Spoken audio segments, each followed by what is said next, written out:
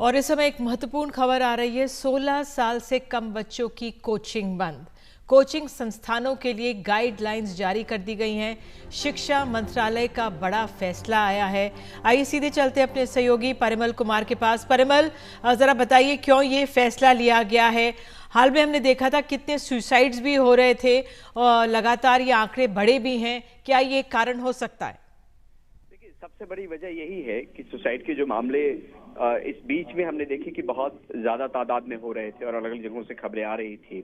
और इसमें ये कहा गया है सीधे तौर पे एजुकेशन मिनिस्ट्री की तरफ से, जो डिपार्टमेंट ऑफ हायर एजुकेशन है उसने ये कहा है कि इससे दबाव वाली स्थिति पैदा होती है और बच्चों के मन में, और सुसाइड की बात भी इसमें कही गई है कि जिस तरीके से सुसाइड की घटना बढ़ी और कई परिवारों के जो प्रीसियस लाइफ हैं वो चले जाते हैं।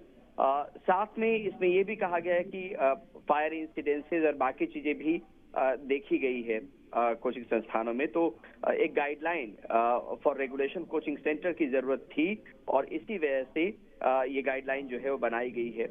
बहुत डिटेल में ये चीजें कही गई है, जिसमें ये देखा गया कि बहुत सारी चीजों को जोड़ के ये गाइडलाइन जो है तैयार की गई है। ये कॉपी तमाम जो प्रिंसिपल सेक्रेटरी है स्टेट्स के, यूटीज के, उनको भेजा गया है। होम एमएचए जो है उसको भी इसमें मार्क किया गया है। और साथ में इस गाइडलाइन को लेकर एक विस्तृत रिपोर्ट जो है, करीब 14 पन्नों की रिपोर्ट में ये चीजें दी गई है। लेकिन जो सबसे अहम बात है, जो आपने भी कही कि सुसाइड की जो घटना बढ़ रही थी उसके बाद इसकी जरूरत पड़ी और लगा कि इस तरीके की गाइडलाइन आनी चाहिए, जिसके बाद ये गाइडलाइन एजुकेशन मिनिस्ट्री ने जारी की है। बिल्कुल, बहुत बहुत धन्यवाद परिमल इस जानकारी के लिए। तो जो कोचिंग संस्थान है वहाँ पर 16 साल से कम बच्चों की कोचिंग बंद हो गई है।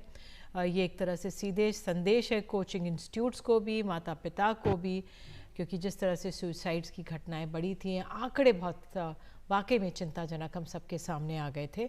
तो ये फैसला लिया